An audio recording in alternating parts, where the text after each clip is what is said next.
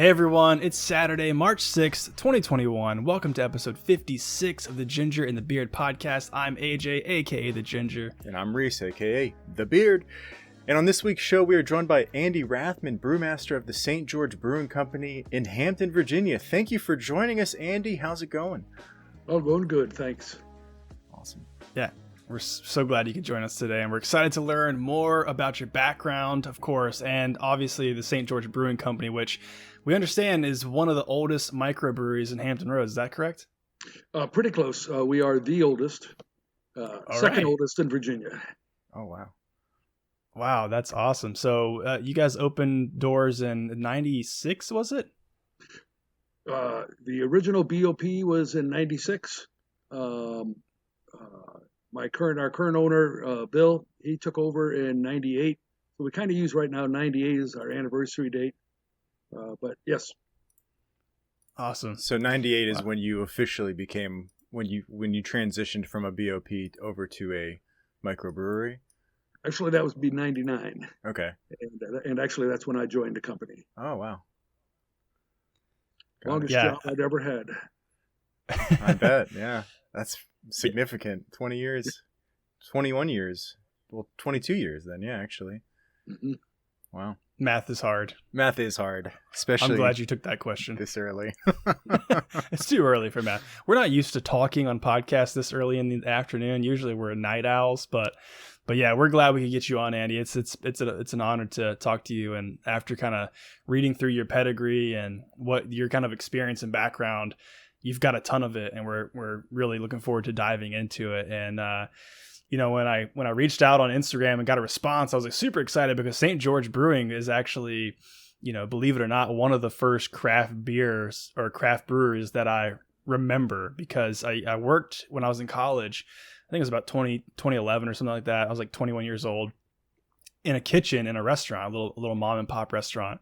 And the vivid memory I have is that this beer tap handle. So I'm in marketing, so I'm a very visual, artsy, sort of not artsy, but like visual person. So that just stuck with me forever. I was like, wow, these like crazy looking dragon handles are so awesome.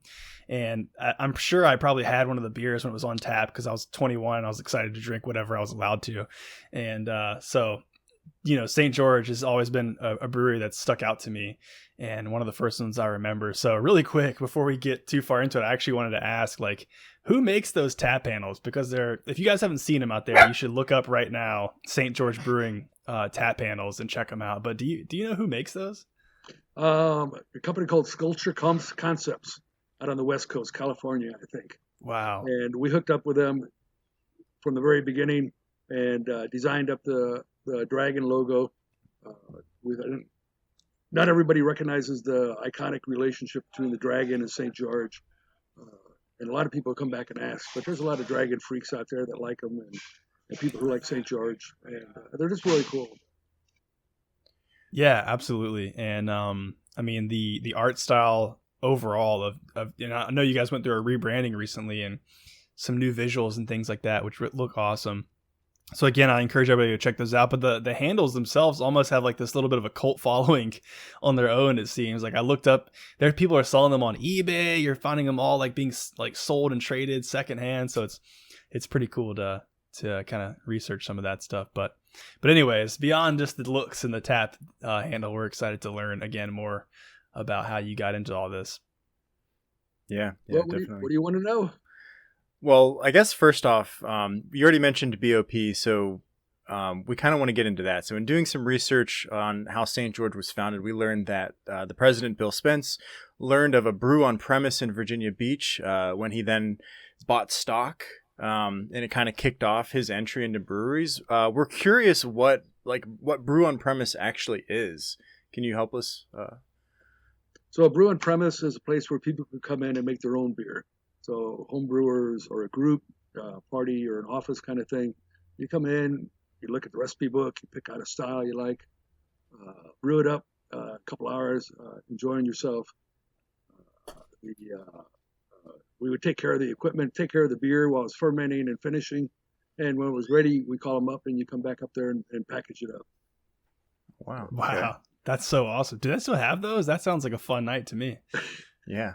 I think there's, and I want to say Leesburg has one, but I'm not 100% sure. No, you're actually, I don't know if it's Leesburg, but one of my coworkers was actually telling me about his experience doing that earlier, late last year. I don't know if it was Leesburg, so I'll have to definitely look at that, but I know there's one in this area somewhere.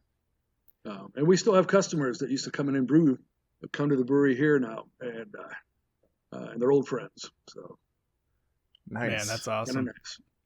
Well, Reese and I have very minimal homebrewing experience with a craft to brew beer kit, which it turned out okay after some trial and error. But that sounds fun, though, to actually have some people there who know what they're doing to kind of help you along with it and then take care of it after you're done. You know, it's fermenting and all that stuff. But and cleanup. Yeah, Cleanup's a big thing. And we know. Yeah, we learned that, and having the equipment too. I mean, that's like the biggest thing. You know, we're brewing out of little 1 gallon carboys. Yeah, exactly. You can sink a small fortune into homebrewing equipment. Yeah, I know people who have. Yeah. I literally said, I was like, I'm kind of afraid to get into homebrewing because I feel like it might be like a deep dark rabbit hole. But fortunately, the time investment required in the one, I was like, okay, I don't know if I have the time to do that. And I also just was like, okay, this beer that I made is like not even close to what other people are making. So I'm just going to stick with the stuff that people are already really good at and support those guys. Back in the day when you couldn't get beer, or there was only the mainstream beers, that was a big part of it, that you were able to make your own stuff. Nowadays, there's so many choices out there and so many stores, and yeah, all the different flavors, right? Yep, you can't get through them all. And that'd be my problem with homebrewing, is you end up with 5 gallons of beer, and you want to make another one right away and try something else, but first you got to drink that first 5 gallons, and it takes a while. Yeah, it definitely does. So you mentioned you've been with St. George since 1999, and again, obviously we've researched your pedigree, and it goes way beyond 1999. You've been doing this for a long time, and you kind of touched on a little bit homebrewing back in the day, almost out of necessity. So I'm curious, is that kind of what got you interested in brewing in general? No, I tried homebrewing once back in the day when I was just starting to think about it, and it was a miserable failure. And I've never tried it again by myself. What got me into it is I was looking for a career change, and I was looking around for something else to do, something different, something hands-on. And I read in Playboy back in the mid '80s about a guy in California who opened up the very first brew pub, and it never even occurred to me that somebody could open up their own brewery. It was always the big three who made beer, and I go, you can make beer, and maybe I should be a brewmaster, and nice. That's where it started. Did you have Honestly, I like beer. I've always liked beer, so it was kind of an easy segue into a new career. Well, I gotta say, I like beer too, quite a bit. Did you have I don't recommend changing your job if you like it, though. No, don't do it. Don't do it. No. It's long hours. It's poor pay. It's miserable working conditions. It's hot. It's cold. Right now it's about 45 degrees in the cellar here, and it's typical for winter for us. And in the summer it gets up over 100 degrees. It's dangerous chemicals. But it's free beer. So yeah, it's free beer. Do it for the free beer. Yeah. There's some passion involved, I'm sure, right? You probably have some love for it, or maybe it's I was wondering if you have any background in like chemistry or something like that, because I feel like it's Nope. No. Okay. I was an electrical engineer, defense work in a previous life, and hated chemistry, hated biology. Would have nothing to do with them until I realized, you could, if you know this stuff, you can make beer. Yeah. So I actually ended up teaching myself, or sat in a bunch of classes to learn those sciences. Yeah, that's what we've come to learn, like over the last year of interviewing folks and doing research, how much these different I guess amino acids and like all these different molecular constructs like affect the outcome of the beer. This is absolutely, it's like we just learned about amylase last week in researching a particular beer, and how that can help like jumpstart yeast, and how it can lead to a drier finish, and and all these different things, like all this crazy chemical like stuff in the background is There's a pretty huge mind-blowing. science behind it, Yeah. and certainly in art, but there's a lot of science behind it. Yeah, that's what it seems like.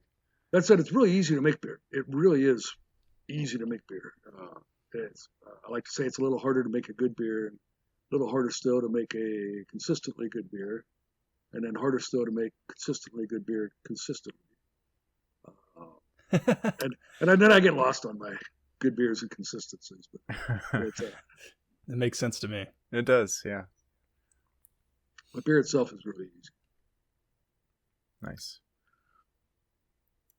Yeah. So, you know, obviously, like we said, you know, you've been doing this for a long time, and one of those things is on the list here of your credentials is that you became a master brewer in England. So, we're curious, like, what is it required to get that sort of a title of being a master brewer?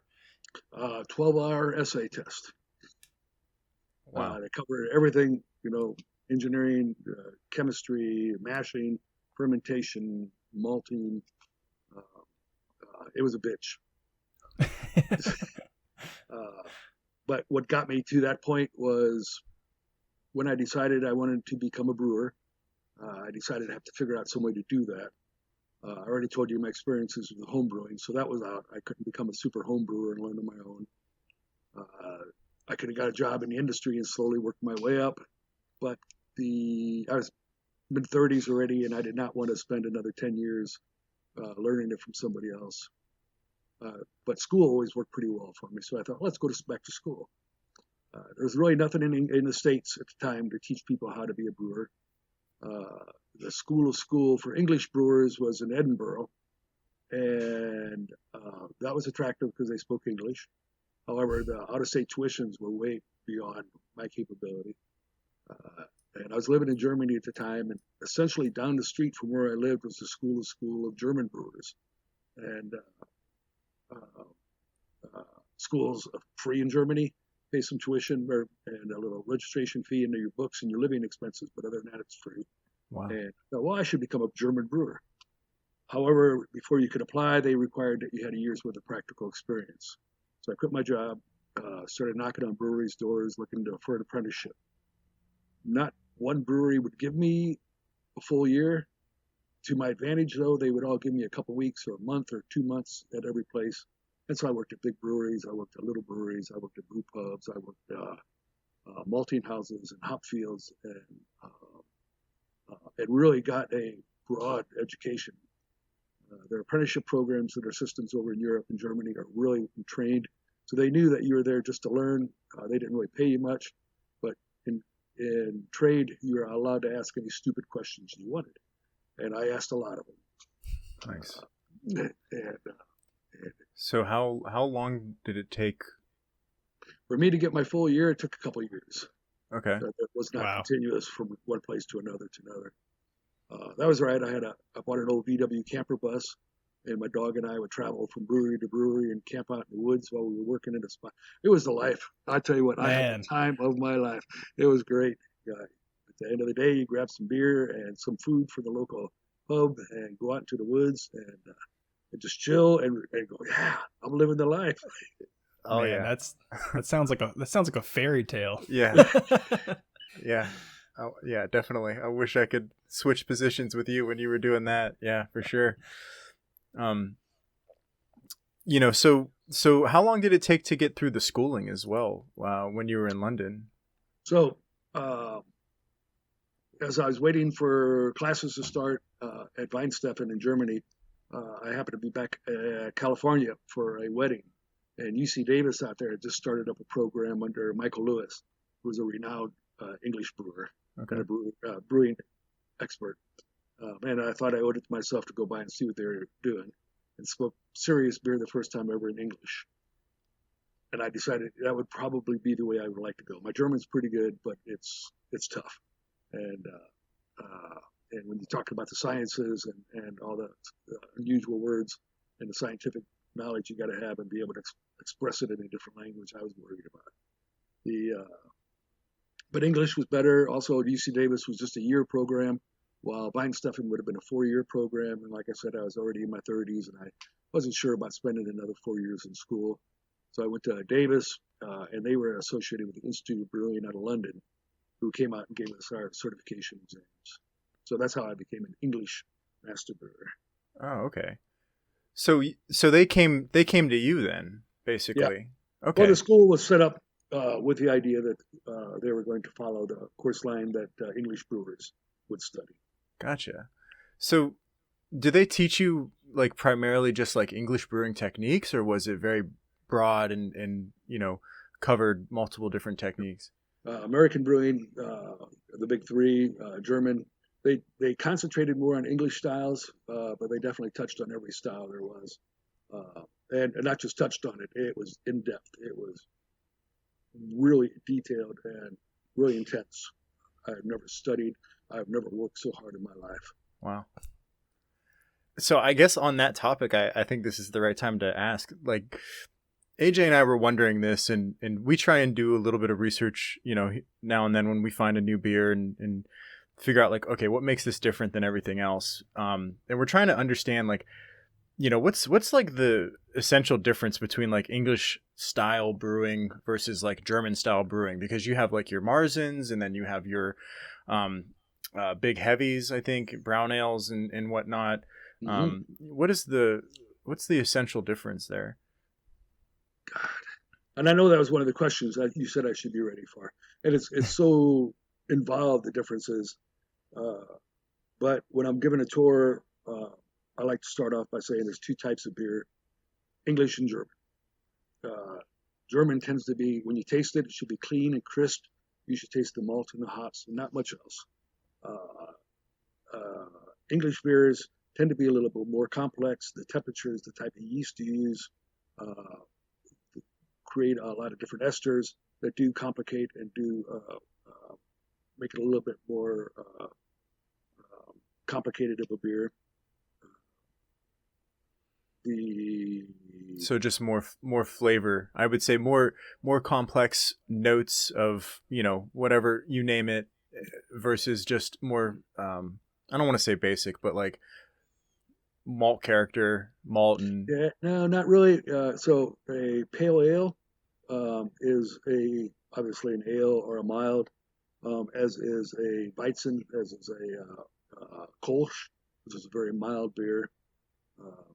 On the other hand, lagers could be a Pilsner or a Helles, as well as a Bock, or another really malty one would be a alt beer. So that malt characteristics, hop characteristics, although German beers tend to have a German hop characteristic, or English, more fruity on the English side and earthy versus more floral on the German side. But color, maltiness, hoppiness, it doesn't make a difference. You could have it go both ways on either styles, either types of beer. Okay. It comes down to that fermentation profile, what's developing these tertiary flavors that create this complexity in the beer. Wow. Yeah, I feel like there's like way more questions that like are just over my head right now.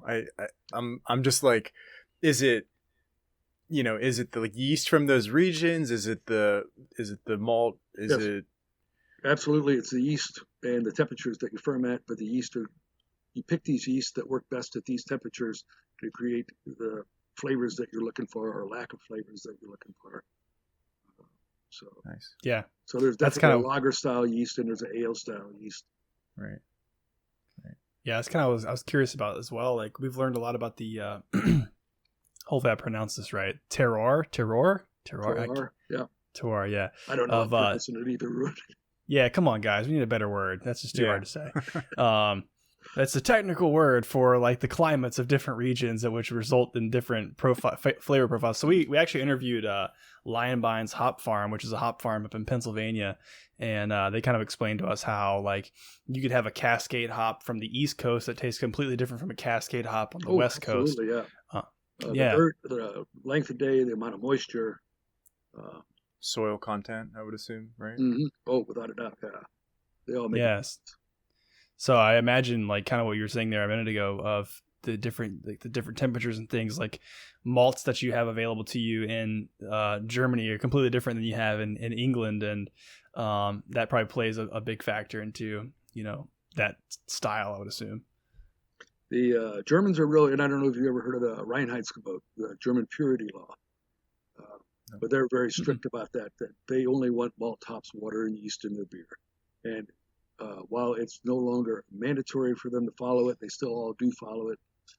It's what they consider make beer. In England, they have no problems dumping a little extra sugar in there to get their gravities, to get their alcohol going. Belgium's even crazier because they'll dump pretty much anything in there. And Americans, there's no rules here in the States. It's just wild, free. wild west. Yeah, that's where you end up with lactose and strawberries and root beer and cereal. I and saw one made marshmallows. with hot Cheetos one time. Oh my god! Just like, I don't even know. I'm not sure. Got to stop this, guys. Got to stop this. It's getting out of hand. I am a real traditionalist. I really do like the standard classic styles of beer. And if it goes outside malt, hops, water, and yeast, I generally will not mess with it. But you can do so many wonderful things with just those 4 ingredients, and how you work them, and different temperatures you hit, and pressures, and the types of yeast that you can really do wonderful things with them. Yeah, absolutely. We have younger brewers here who do not necessarily follow that philosophy, and I don't know if you can see in my background. There they are. There's some whiskey barrels back there. Yeah. I do not approve. If you got to dump a beer in a whiskey, it's either ruining a perfectly good beer or trying to cover up something in a bad beer. Oh, snap. Okay, we got some tension. Got some tension at St. George's these days. That said, Maria's in charge of our barrel program, and she's done some really. Sometimes they go way overboard, and I'm big on subtlety, and she is very subtle on what she gets out of those, and really works. And it's a lot. It's very labor intensive to do that stuff, and she works it pretty hard, and is doing some really good things with it. So nice. Yeah, absolutely. You mentioned those 3 main ingredients, and we also interviewed water. 4 main ingredients. Malt, hops, water, and yeast. Yeah, you can't forget the water. Yeah.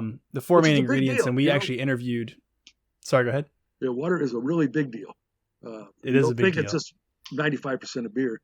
It is how everything else reacts as you're taking it through the process, the type of water you're using. So, yeah, and actually on that note, do you guys? I know when we talked to Jimmy at Smartmouth, he basically was saying that they use tap water, just water out of the tap. We actually were curious about how our region's water. So here in Hampton Roads, obviously being a coastal sort of location, does that play into it all? Like, do you guys prefer that? Do you source water from somewhere else? Do you treat the water in a certain way? So Southside, and people who are unfamiliar with it, is the Southside and the peninsula here in Hampton Roads. And we both pretty much have the same type of water, and it's particularly soft. And different styles of water, different mineral contents and salt contents of the water affect how all the other ingredients react. And so if you're doing a Czech Pilsner, you want really soft water. But if you want a London Porter, you want harder water. If you want a German Pilsner, you want relatively hard water. But if you want a Bock beer, you want slightly alkaline water. And so because we have this really soft water, we can dope it up to duplicate whatever styles they happen to be.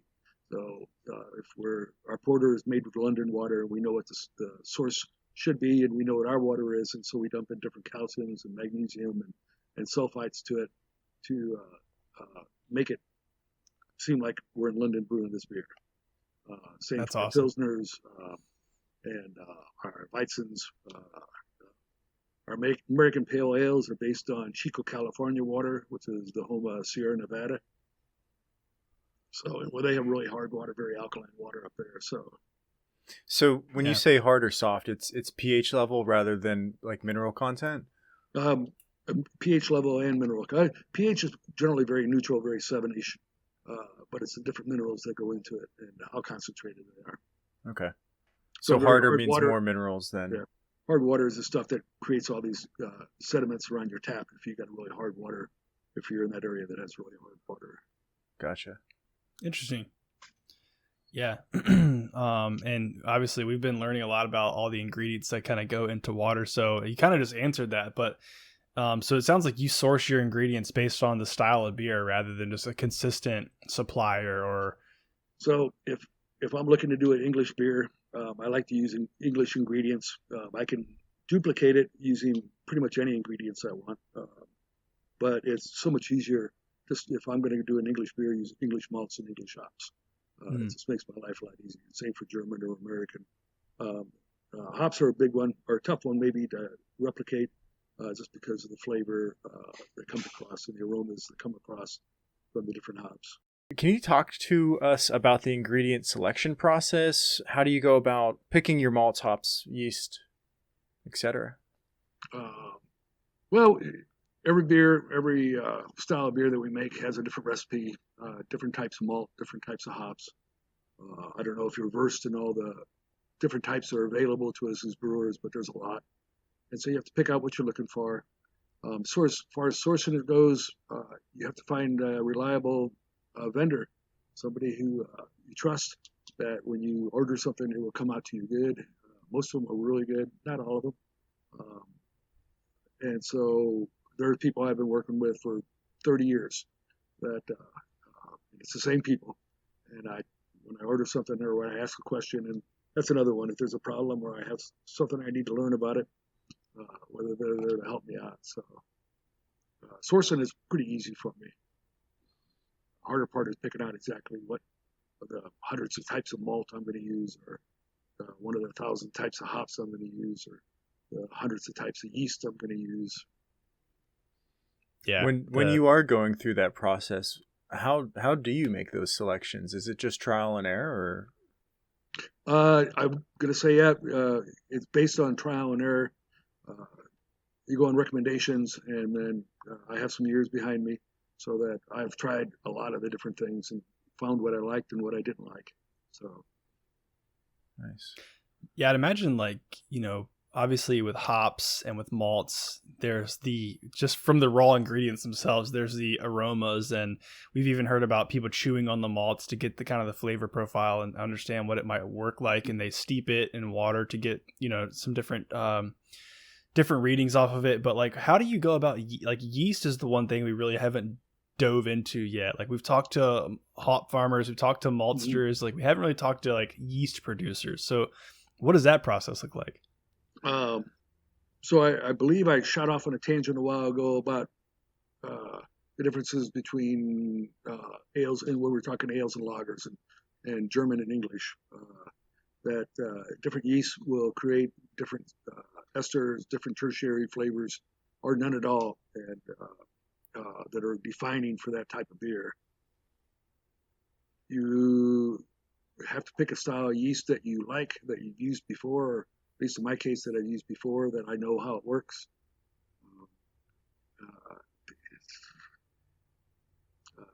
It might be just second nature to me that I know what I'm going for nowadays, and to stop and think that if I had to redo it all over again, I'm not sure exactly where that would come in at. Do you ever find yourself, surprised, finding new flavors coming out of the yeast that you try? No. One of the things at our level is consistency, and we're always looking at it. Not on this podcast itself, but I know you and I, or AJ and I, talked about morning beers, and there are 1,000 known flavor components in beer.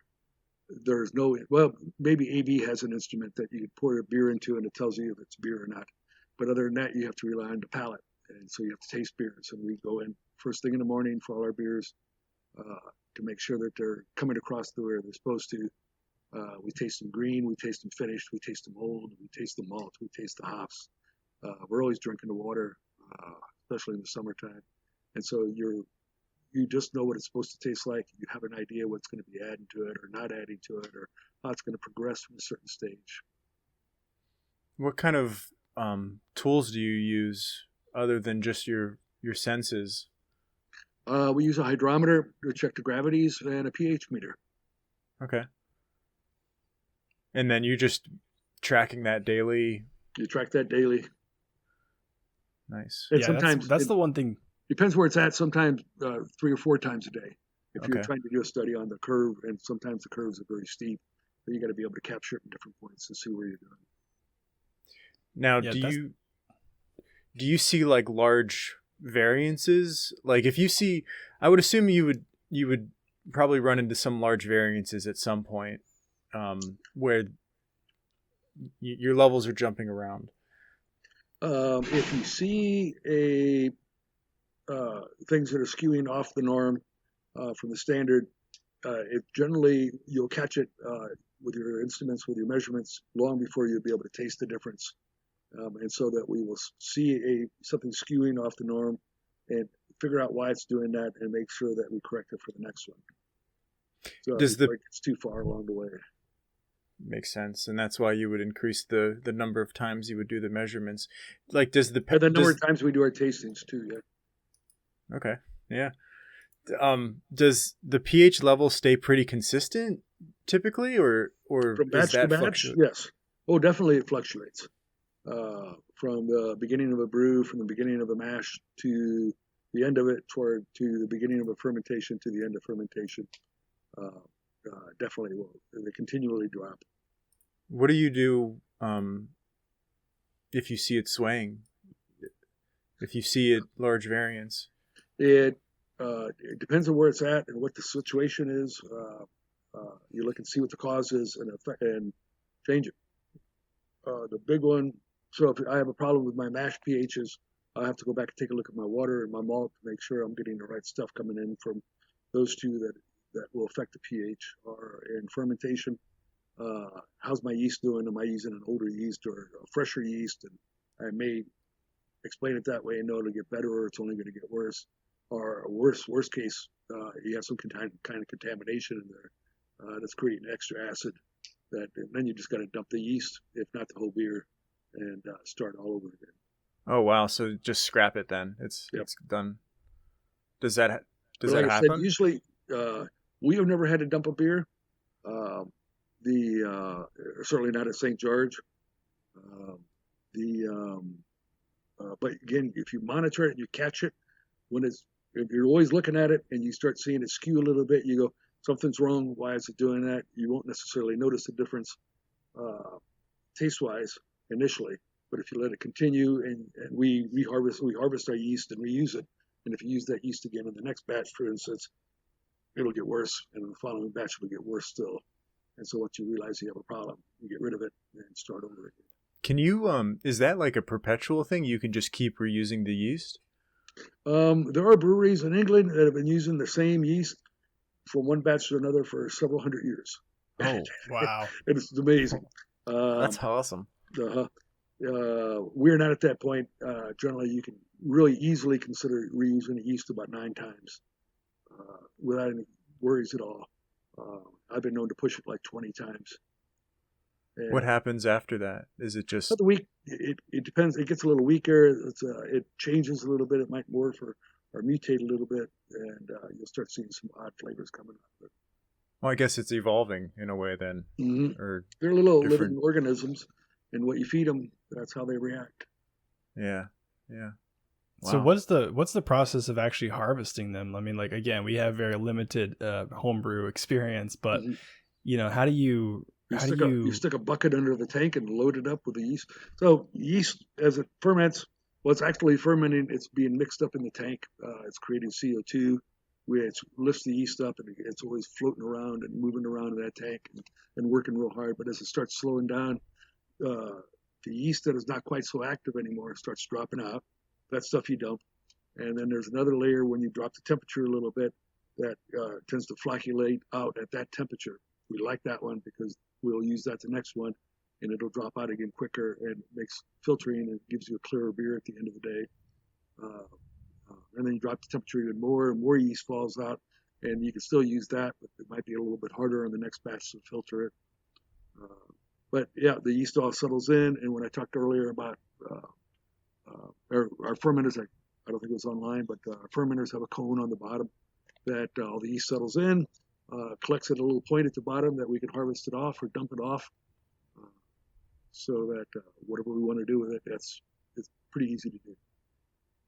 Wow. So it's like you're draining off a portion of the fermenting beer. Yes. And do you separate that, like whatever comes out of the bottom there, you just separate that off and then you just add that to the next beer? You Wow. throw that in Okay. the next beer. There are other That's cases. All our fermenters are closed fermenters. Really works well for it's a controlled atmosphere, temperature controlled. There are other options where you can have a completely open fermenter that you can actually, as the yeast, a lot of times, especially ale yeast, as they're working really hard, they float up to the top and create this beautiful crown over the top of the beer. It's really tough because it is potential for contamination is really big when you got it open. But you can just get out there with a big shovel and scrape stuff off the top of it and throw that in the next batch. And I've been in That's batches where insane. they've done that. Wow. Oh, wow. Okay. That's so cool. You would think that eventually they would get tired of like eating sugar or whatever and just like. No, they don't. As long as they got oxygen, as long as they got sugar, they will. Yeast are little living organisms that only purpose in life, as far as they're concerned, is to reproduce. To do that, they have to have energy, water, or sugar and air, and they will just go to town all the time, forever. Is so there insane? Is there oxygen pumping into those tanks right now? No, we add a little bit of oxygen in the beginning just to give the yeast something to start with. But at one point, when the yeast see the sugars and the oxygen, they go into aerobic fermentation. But once the yeast or the air is consumed and used up, it goes into anaerobic fermentation, which is the part where the yeast says, "Oh, I'm out of oxygen. I'm going to start really building up my energy sources," which really creates these beautiful alcohols and beautiful flavors. Also, man, and it's infinite wisdom. They're just little microorganisms, but somehow we figured out how to bend them to our will to make something really kind of nice. Yeah. It's kind of crazy. I think it was when we were talking to Sebastian from Epiphany Craft Malts. He was telling us about how the likelihood of the origin of beer is that somebody left what was it? Like something like water got into something and the malts like fermented or something, and that's like the origin of the beer. So it's so weird how like this was all probably some sort of like natural process way back in the beginning. My version is a bag of malt got wet, and some guy was working. He was thirsty, and he dropped all fours and sucked the water off it, and experienced kind of an euphoric high. It's like, cool. I'm going to call this beer. Yeah, exactly. Let's do that again. Yeah. So have you heard the part where they used to consider bread the reason we stopped hunting and gathering and became farmers so that we could grow our grain to make a bread? And in the last 10 years or so, they've altered that. They now determined that beer, for us to be able to make beer, and Really? these guys, that this is the reason we stopped hunting and gathering and became farmers, and it has affected our entire civilization. It has determined what we are today. I'm just wondering, like, because yeast is in the wild somewhere, right? Oh, sure, yep. So is grain. So there could have just been a puddle somewhere with somebody, maybe there was a fire and grain, died and was in the puddle, and then yeast got in the puddle, and just like you said, thirsty, some caveman was thirsty, and not caveman, but like caveman, and hey, you never know. He's like, oh, okay, that's nice. Let's do that more. So are you aware that the oldest written document is the recipe for beer? No. Really? Yeah. Some 5,000 BC, they have a clay tablet showing a recipe for beer. Wow. The earliest written documents for wine are like 2000 BC. What was it?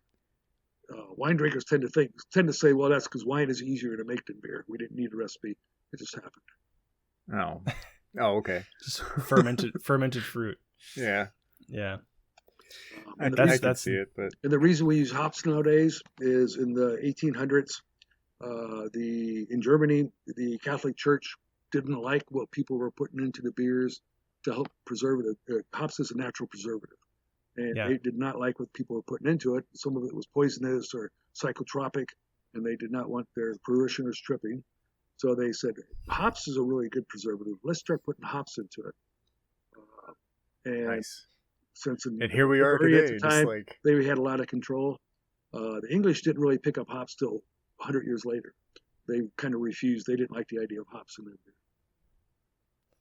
Wow. Yeah, I mean, obviously, we've talked a little about the origin of the IPA. Coming from the English, shipping it to India, right, Yep. Mm-hmm. overseas. But that's interesting to know that that's not necessarily where the origin of hops in beer began. It's just a large supply of hops within that beer so that it could make the voyage and be preserved. Yep. Yeah, so that's super cool. Yeah, that's again something else that we learned recently was that, like, what is it about the hops that actually preserves? And apparently what I've come to gather is that it's a specific amino acid within the hop itself that does something scientific to help preserve. Nice. Never thought biology would come in useful, huh? I know, I should have paid more attention in high school, man. Now I call my teachers up and say, you were right, I should have listened. I didn't know more about beer today. Should have studied. Would you ever call back your math teacher and say, thanks for the algebra? No, my math teacher wouldn't want to talk to me today because I'm still terrible at math, and yeah, even simple stuff I can't comprehend. My phone has just turned me into a giant dummy. So, yeah, not that it had to work very hard to do that, but anyways, that's kind of a good segue, because what I wanted to talk to you a little bit about as we kind of come towards the end of our show here is that a lot of breweries these days are startups from guys or gals who are home brewers from the start, right? And then they have such a passion for home brewing. They get good at it. They make beer for their friends and their family, and then their friends and family say, "This is the best beer. You should do this for a living." Yeah, even maybe they might be lying. Who knows? But that's the kind of the origin of a lot of breweries, right? Even some of the larger breweries, like I think, of course, New Belgium. I believe the owners of New Belgium were home brewers doing it in their basement, and then that just kind of grew and grew and grew. But then you've got folks like yourself who have an actual education behind it, have gone and done apprenticeships overseas in different cultures, and like have this true educational background in science and all this stuff behind it. Do you think there's an advantage one way or the other in terms of like competing in today's like beer culture? So if you're running a larger brewery, and it helps to know the science and know what's going on. A lot of the little breweries and new breweries coming out are very small, and they're having a blast. Yeah. Everybody brings what they have to the beer, whether like me as an engineer and the schooling behind me to be able to do it, or you're a microbiologist and you go into cellars and there's really funky stuff going on there, or you're a home brewer and you really like innovation and you like trying different stuff. Everybody brings their own thing to it, and that's really what's cool about today's brewing scene. There's so many different ideas out there and trying different stuff. Yeah, definitely. No, that makes perfect sense. It's kind of like, again, being in marketing, you have some designers, for instance, you've just got people who have a natural proclivity to be really good at something. Designers particularly, like you can have somebody who's gone and gotten a master's degree in visual arts or something, but then you can also have a guy who, in his free time, since he was a 12-year-old, comes home and uses Photoshop just for fun.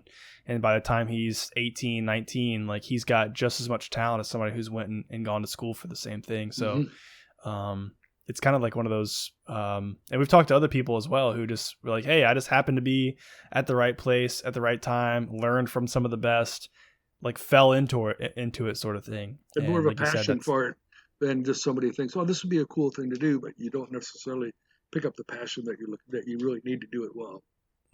Yeah, exactly. And I'm glad you said that as well, because I was curious, like, you mentioned this is the longest job you've ever had. I think the longest job I've ever had was like almost 5 years. Reese, I'm not sure what was your longest job? I'm working at it right now. I'm at 4.5 years. So there you go. So what has kept you motivated for this period of time? Obviously, it seems like you and Bill have a great relationship. Yep. And like, is there anything beyond that has kept you interested in brewing and running a brewery as you are today? As I said earlier, aside from the free beer and a job where you can drink beer all day, I get along really good with the management here. They give me my freeway. They know I know what I'm doing and let me do it. I work with really good people here. The brewers we have here, Scott and Maria, are both awesome brewers in their own right, and either one of them could go off and start their own brewery. I'm not advertising for them to get a job. I don't want them to leave, and I've told them that, but they both know that they could go off someplace, but they're happy here too for right now. We like the area.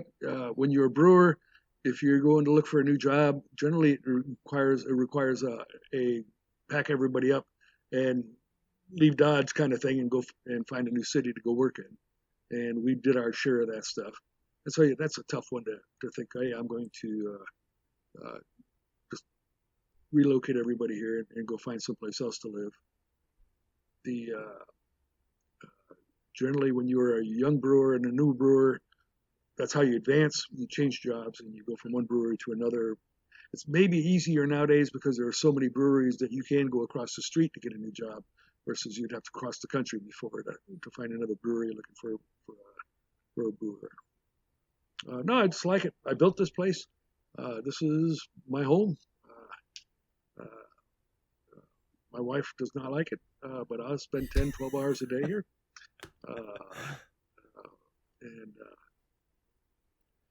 You literally built it from the ground up, right? Because we saw the news back in, I think, 2000, Christmas Eve, yeah. Christmas Eve 2000, burnt to the ground. Man, but I mean, you guys, what was the operation like back then? I mean, we saw when it started, it was a 15 BBO. We looked that up. It meant that it was 15 barrels per cycle, pretty much. Yep. Per batch, yeah. And then we saw it, in 2009, you were up to 7,000 barrels. That's right. I think you may have that wrong. Is that that's our total capacity now? Total. Okay, for the year. Yeah. So every batch has to go into one of these tanks behind me, and it's got to sit there until it's done fermenting. Then it's got to go to another tank and be ready for packaging. And so the more of these tanks behind me you have, the larger your capacity can be, up to the point where you're working your brew house 24 hours a day. But every batch right now for us is 30 barrels. And if we worked it around the clock, or we wouldn't have to work it around the clock to fill up the tanks I have. But this is our capacity. How many were you up to at your peak? And are you at your peak? Oh, no, we never did peak out. And last year was tough. So, yeah. But it's a good time to do a lot of maintenance. There's a lot of, when you got a 20-year-old plant, there's a lot of maintenance to do, a lot of things to fix up. We've been doing a lot of upgrades on our canning line. We're just actually getting a nitrogen drip in now, which will be a lot of fun to play with. We can nitrogenate beer, and that'll be cool. Oh, nice. When's that due? Scott's got it coming in next week. So now, very nice. When we're actually going to go start nitrogenating beer, it's a different matter. But okay. Pretty exciting then. Sounds Scott's like my leader on the canning line, and he's got it under control. And he says, this would be kind of a cool thing to do. And $70,000 later, we're getting a nitrogen. Okay. This stuff's not that's cheap. No joke.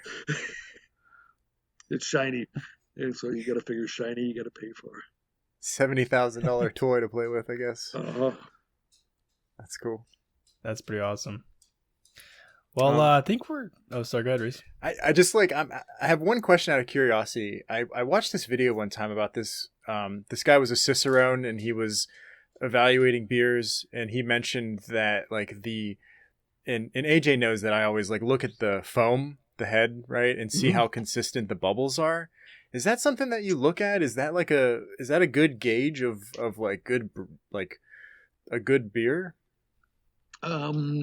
It is not necessarily a good gauge, but it is one of the gauges. It is primarily just eye appeal, a little bit of foam on the beer. There's nothing that makes a beer. In fact, when I was out at UC Davis, I was part of a study. They wanted to determine whether people would notice whether foam is on beer or not, just by tasting it, but blind. And I thought, wow. And I have a mustache, and then my mustache was even longer. But I said, of course, you're going to notice this foam on your mustache when you're drinking it.